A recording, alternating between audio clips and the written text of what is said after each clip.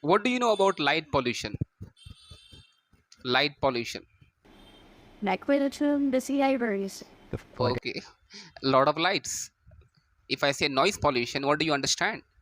Like unnecessary noise, right? So unnecessary light. If you happen to go to a mall, market, big bazaar, supermarket, you happen to find there are a lot of shining, glorious looking. It looks like a sun came on the planet.